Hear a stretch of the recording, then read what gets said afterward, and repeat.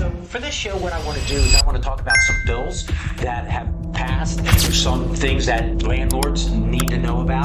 Landlords know that, when they're doing a residential property, they usually get first, last, and security deposit. Right. City of Philadelphia said, well, we know that's the case and it's allowed under the law, but we want to give some benefit to the tenants because of affordability issues and things like that, where if you are a landlord that has more than 2 residential units, you have to give the tenants an option of not 2 months of security deposit. If you have more losses for landlords, it just makes it very difficult in this time. Owning a property is an investment property is a great thing, but you have to make money. Welcome to the Real Estate Show with Pat Lopez, where we talk everything real estate. Today, my guest is Alan Nochumson from Nochumson PC. Welcome to the show. Oh, thanks for having me again, actually. Great, yeah, absolutely. Yeah. You're my go-to real estate attorney. He knows everything that's what's going on in the city of Philadelphia and the surrounding areas. So, absolutely. So, for this show, what I want to do is I want to talk about some bills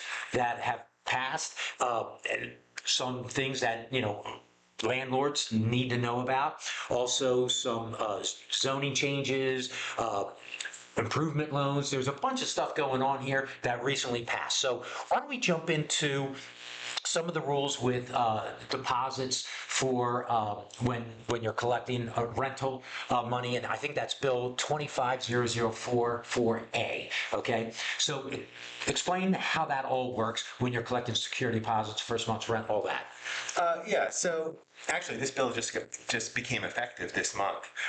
So many landlords know that when they're doing a residential property, they usually get first, last, and security deposit. Right. And then even the last month's rent is considered a security deposit. So usually under the law, the Landlord-Tenant Act of 1951, you're allowed to collect and hold 2 months of security deposit in escrow. Right. For residential properties. City of Philadelphia said, well, we know that's the case and it's allowed under the law, but we want to give some benefit to the tenants because of affordability issues and things like that, where if you are a landlord that has more than 2 residential units, you have to give the tenants an option of not 2 months of security deposit. If you ask for more than 1 month, you get your 1 month of security deposit, just like under the Landlord-Tenant Act of 1951. Right. But there will be an additional month that will be divided into 3 separate payments of a third, a third, a third. Okay. You have to give them the option, or we looked at the law. We've actually talked to a few tenants, landlords recently. The law says you have to allow them that option. The question is, do you have to tell them like that? Right. And that was actually one of my clients, one of the first ones, said, well, it does say that I have to give them the option. Right. It doesn't say I need to let them know of the option. But Right. think about it from a landlord's perspective. You get a tenant in there, there's a reason why you ask for first month, last, and security deposit. The tenant doesn't pay rent. Right. Now you as a landlord, you have to pay bills. Not many people think of that, but like most landlords don't own these properties free and clear. They have a mortgage payment, Right. they have real estate taxes, they have insurance. You have a tenant that goes to a property, they're not paying. Now you got to either evict them or you have to collect in some other form or fashion. And as you know, the laws have been a lot tougher in Philadelphia and throughout the country in terms of evictions. Right, and the thing is, as a landlord, you also want to make sure that the person is financially able. So the fact that you're able to pay, your first month, last month, 1 month security, write a check for, let's say, $4,500, but that's a comforting feeling that the person's able to save money to be able to do that. If you have to finance it over time, well, if any life event happens, well, am I going to get rent now? That would be a concern I would have. I would agree too, and I actually have told my clients I would love to take this case to the court system and see if it's even legal under the Landlord-Tenant Act of 1951. Remember, the city of Philadelphia is a creature created through the state process, right? Legislation. If there's a state law which allows you to hold 2 months of rent, how can the city actually limit that? Right. They need specific authority to do that. So whether it's me or someone else, I definitely think there's grounds for potentially challenging that. Right. Yeah, and then the accounting and following up and making sure you're getting that over that 3 month period of time. It's just one more layer of something you have to do that you don't want to. You want to collect it all at once and be done with That's it. right. How about it's a pain in the ass? Yeah, exactly. Yeah. you say it better than me. That's a legal term, Legally right? speaking, yes. The doctrine of pain of the ass. Correct. Or in the ass. Right. Okay, and then there was also changes to application fees? There was Yes, there is. I think now, I think the limitation is $50. Right. So again, part of this process of application fees is you're running credit checks, you're doing administrative tasks. Most people are, hiring a property manager. Right. And, you're paying for their time. Right. So the limitation of application fees is another tough pill for a lot of landlords to swallow. Right, and that's a new bill as well, and it's $50, and you can only charge, I guess every 12 months or something like that. I believe so. Something, splitting between credit checks, criminal background checks, it's going to well exceed the $50. That's right. Again, more losses for landlords. Right. And it just makes it very difficult in this time. Again, listen, owning a property as an investment property is a great thing, but you have to make money doing it. Right, and unfortunately, the biggest complaint I hear from investors is the city makes it difficult. That's There has to be a happy medium. You can't have slumlords, but you also can't, just penalize and crush the landlords as well. Yeah, and by the way, if you think about it, most people who are renting properties are doing it because maybe they couldn't sell their property. They had a change of employment where they move outside the city or outside the state, and then this is just a temporary situation. But when you make it really difficult for someone to rent a property, or who's responsible with the property manager because of costs, Right. and all this red tape, it's a shame. Right. Okay, and now there's another bill, there's some changes to the handbook of disclosures and what you have to give tenants. Can you elaborate a little bit on that? Yeah, so in Philadelphia, the only way you can collect rent, you have to have a rental license. Right. Which means you have a license to rent a property, and every single year there's like a $50 fee per unit.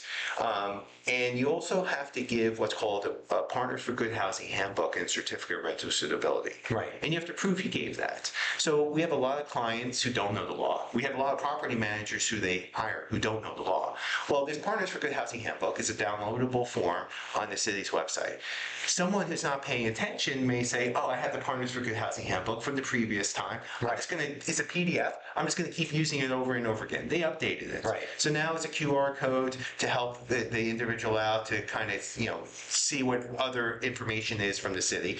So basically, the Partners for Good Housing Handbook is saying, hey, you're a tenant, you have certain rights, and these are your rights. Right. But what's interesting in the handbook, it also gives you information on how to register to vote. And that's the big difference in that handbook now versus before, encouraging people to vote, showing them how to register to vote. So if you don't have the right handbook, you can't collect rent. Right. And you can't evict a person. Right. Yeah, so again, another change in the law, just more red tape, more paperwork. So if you already have somebody, let's say you have a 2-year lease, do you have to update that handbook in the middle of the lease or only on new leases? Only on new leases or renewals of leases. So a lot of people don't know that too. If the lease is renewing, you should really resend the handbook and resend the certificate of rental suitability. Right, because a lot of the leases automatically renew, saying, hey, if you have 60 days, either party can, terminate the lease. If not, it'll continue for another year. Yeah. So it's a technical defense. I haven't seen that in eviction court as much, where a tenant or a tenant's attorney is saying, well, we've been here 3 years on 1 year leases that have been renewed.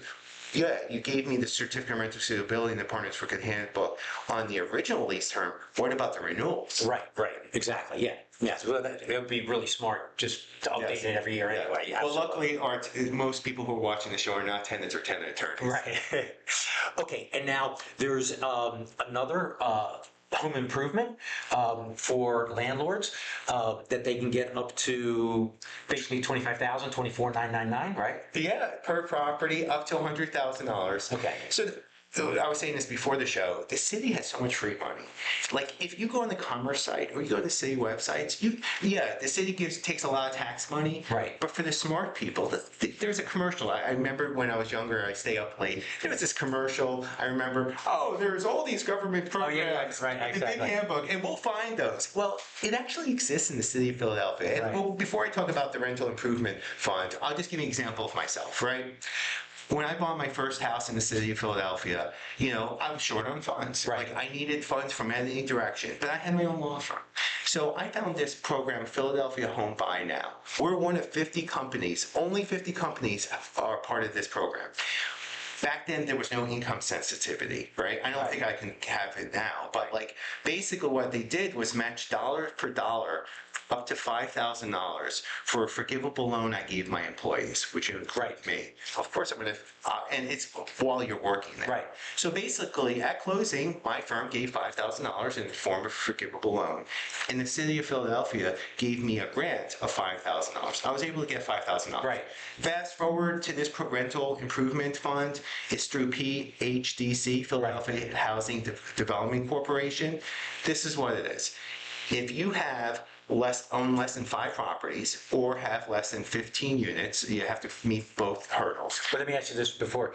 Is it 5 properties in Philadelphia? What happens if I have 4 properties in Philadelphia and I have 2 in New Jersey? That's a good question. Actually, I didn't look at it that closely. I would assume it's 5 properties in Philadelphia. Okay. So if you have 5 properties, let's assume it. Just assume it. Either way, right? If you're a first-time homeowner or investor, and you have that, and you have problems with the properties, like they need a new roof, they need new windows, whatever, you can borrow up to $24,999 per property for a maximum total loan over the course of all these properties of $100,000. Right. So that'd be 4 properties. And it's a forgivable loan, where first of all, the interest rate is 6%. So even if you don't follow the rules and you somehow become in default, you pay 6%.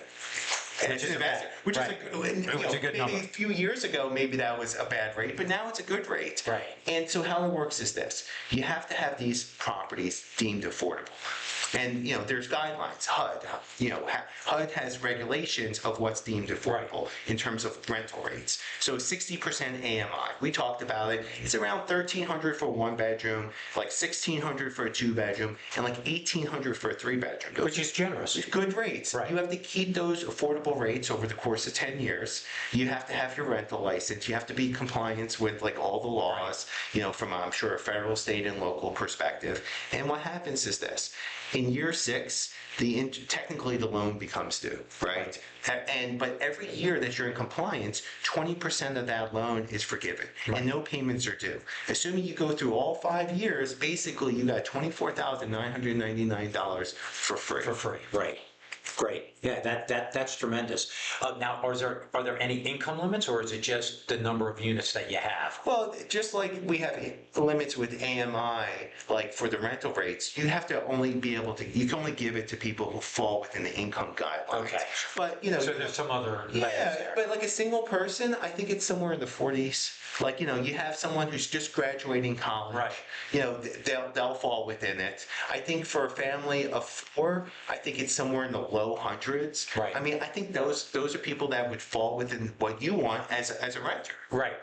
Okay, but I'm sorry. So is this the landlord, the owner of the property? Are there income limits, or is it? No, it's the income limits are for the renters. Oh, okay. There is no income limits for the owners. Right. That's what I was getting at. No, right. They want the landlord to have more money than less, right? Right. Think about it, because it's still a loan, right? You don't want to.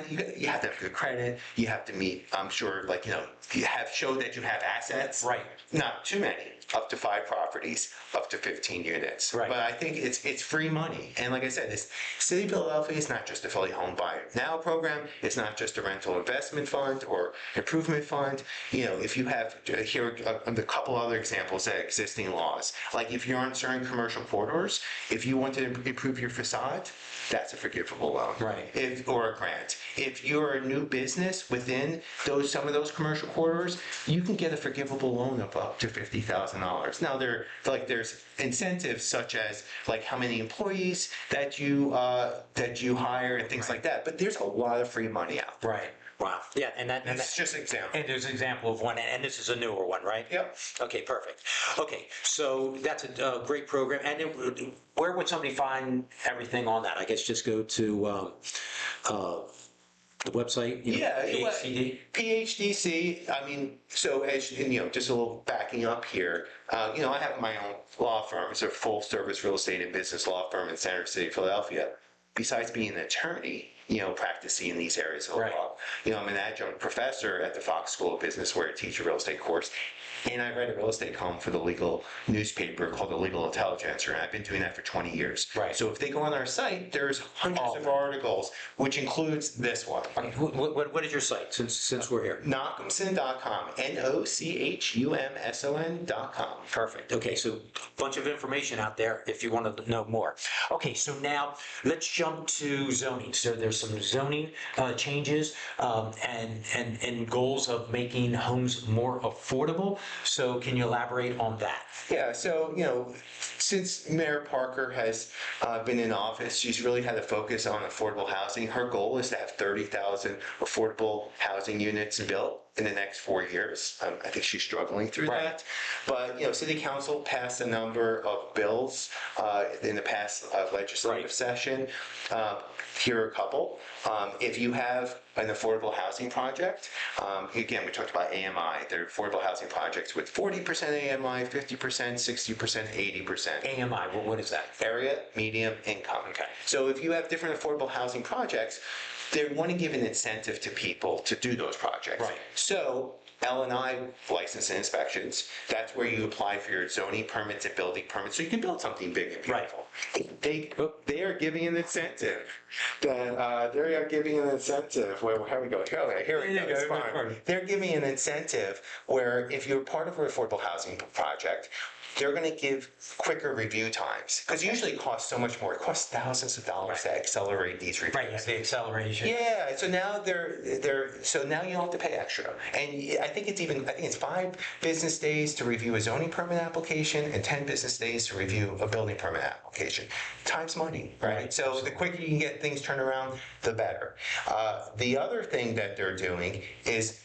Those are by right projects. You're assuming, hey, I got to apply for a zoning permit application or a building permit application. Say you have to go to the next stage and you have to get a variance from the zoning board of adjustment. So just the by right is meaning you meet all the qualifications, setback, height, and all that kind of That's stuff. right. Zoning, right. That's right. Every property in the city of Philadelphia has a different a zoning classification. Right. RM1, RSA 5, whatever.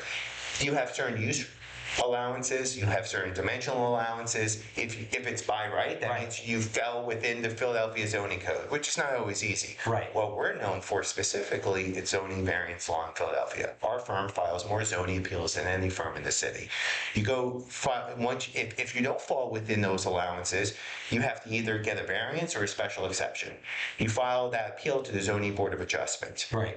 What this other bill has to offer is that, again, there's more money, expenses, if you want to accelerate the review period, getting in front of the zoning board of adjustment. It's free in terms of we don't have to pay extra for that filing fee. So they're really doing a lot of encouragements there. And do they look at it faster as well? That's what I'm saying. Yeah, they look at it faster. So it's accelerated from the time you file the zoning permit application until you get in front of the ZBA. It's a minimum of 6 months. That's accelerated. Right.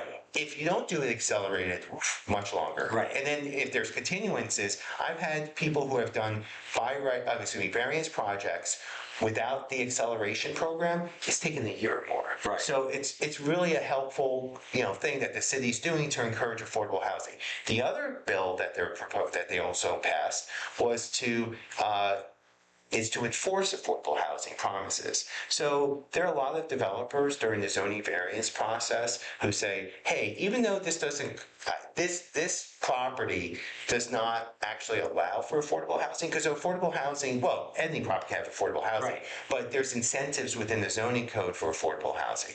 Say we're an RSA 5 property and there's no incentives for affordable housing, like I can't build it bigger, I can't get more units, whatever. I go through the variance process, I promise a community organization, or the attorney or developer promises a community organization, hey, if you allow this type of density, where I'm only allowed 1 unit, but I'm going to build 10 units, I'm going to give X amount of units as affordable, right? before this law passed, there was no way for the ZBA to enforce those promises. Now the ZBA can attach it as part of their decision. Right. They can say, listen, we'll give you the 10 units, but we're doing it based on your promise with the community to do that. So if you're going to give hypothetically 2 of those units as affordable, we're going to put that down as part of the zoning permit and then as part of the building permit, and it's going to be enforceable. Right. So it's to hold people accountable. Right. And the good thing about it is, hey, if it's going to take me a month to get through zoning versus a year, heck, I may own land that I'm paying interest on that land, or taxes, or insurance, or whatever. I mean, there's costs associated to have a property. It doesn't matter if it's land or if it's a building with there. So 100% time is money. That's right. You streamline the process, hold people accountable, and give them incentives to do the right thing. Okay, so now there is a proposal coming down the road. They're talking about it. Who knows if it's going to happen or not? But a 20-year tax abatement. So most people know about the 10-year tax abatement. And that went through some changes because it was 10 years, straight. Then it went to, 10, 9, 8, decreasing 10% every year. But what is this 20-year proposal? All right, so let's just give a little background for the audience. So in the early 2000s, the city of Philadelphia, to encourage development, enacted this 10-year tax abatement program. And it applies to residential properties, industrial properties, or commercial properties. And it applies to renovations and new construction. And it was 10 years across the board. And it was 100% of the value of whatever the improvement was, right? It's easy for new construction. You have a piece of dirt, whatever the building is, it would be exempt from taxation over the course of 10 years. Back up a second too. Every property in the city of Philadelphia is assessed based on the value of the land and the value of the building structure if it exists. Right. So, the city scaled back that program a little bit because people were upset. Why is my next door neighbor paying less in taxes than me? I've lived in this neighborhood forever, and they're not paying taxes on the value of the building structure. So they lessened the impact of the 10-year tax abatement program. But the purpose of that program was to encourage development. Right. Now, they want to encourage a different type of development. We talked about, residential, commercial, or industrial. Well, there's a lot of office buildings, right, in Center City that are struggling to fill their offices, right? Mm-hmm. So you've seen it at, I think it was 1700 Market Street, the old Morgan Lewis building. Okay. Altera took that building and made it into a 300-unit apartment building. Originally, the price that they were going to buy it for was much higher to ultimately what they bought it for. And they had to lower that price because the numbers had to make sense, right? But it's not always going to make sense. We still have high interest rates. We still have high costs of construction. But what are we going to do with the Wanamaker's of the world? Right. What are we going to do with Market East, right? So to encourage development, the state legislature passed a law allowing the city to enact a 20-year tax abatement program for properties such as office buildings, governmental buildings, old warehouses, and things like that. And these are conversions. Yeah, I call it adaptive reuse. Right. We do a lot of those. So take an old warehouse, and see all those ones on North American Street. I mean, we're not far from Spring Garden. Right. I don't see as many adaptive reuses, but okay. But let's try to convert some of those buildings into apartment buildings. There are a lot of schools that are empty, that are not being used. So over the course of 20 years, there'll be a tax abatement program for these properties over the course of 20 years. They haven't passed any legislation in City Council how that's going to work. So a couple of things to focus on. What's the value of the exemption? We talked about the 10987. That's the new construction residential tax abatement program, where 100% of the improvements the value of the improvements is exempt from taxation in year one, then 90%, 80% in year, 90% in year two, and so on and so on. It's called a declining tax abatement program. For industrial properties and commercial properties, it's 90% over straight line over the course of 10 years. And for residential renovations, it's 100%. So what's the city going to do? Is it going to be 100% on the improvements made? Right. Or is it going to be, so that's the first thing. It's how good is the program going to be from a financial incentive? And then what properties is it going to really apply to? So there's two terms, deteriorated property and deteriorated area, right? So are we going to focus this program only on certain areas of Philadelphia? And then we're also going to say, then it's also going to apply to only certain properties? Or is it just going to be open to the general Philadelphia population? Right. Well, what I can say is when that tax abatement first started, and this is for residential, Yeah. I mean, there was a ton of new construction. I mean, it really, really helped, areas. I mean, Fishtown, Northern Liberties, I mean, you name it, all these areas just exploded with development and, That's right. people, and then like everything else, it just kept on spreading because as one section became too expensive, then it just bled over to the next area, and so on. And there was a ton of construction. And one of the biggest, criticisms, the developers have right now is there's not as much, because, that $30,000, $40,000, $50,000 that you would save on taxes was a big motivation for people to buy and for a developer to build. So these buildings empty, you might as well redevelop them, do something, and then eventually you're going to bring that tax revenue in. You just have to be patient, but at least it'll spur the redevelopment of some of these areas or buildings. Yeah, so again, I think the focus here is the development of Market East. I think the development of Center City, those office buildings, to do an adaptive reuse. And to encourage people to not just buy these buildings and to renovate them, but to actually maybe have occupants in the form of like maybe condominium unit owners who are going to get the benefit over the course of 20 years. Okay, great. So a ton of stuff. Hopefully we didn't get too legal. I think we were pretty general. I tried to use as much profanity as possible.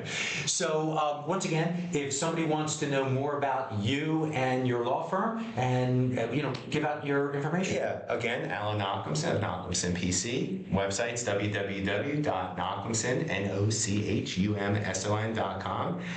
And you can call me too at 215-600-2851. Great. Well, once again, thank you. I think this is your third time. I bring you on at least once or twice a year to tell us everything, legal going on in the Philadelphia area. Well, that's the Real Estate Show with Pat Lopez. Be sure to follow the show on Facebook, Instagram, and of course YouTube. The Real Estate Show with Pat Lopez. Remember, we talk everything real estate, no limits. I'm over 45,000 subscribers. I'm trying to get to 50,000. Give me some likes. Do some subscribing. I think I have 2% of people that actually watch the show are subscribers. So really help me out with that. It would be greatly appreciated. Hope you enjoyed the show, and I'll see you next week.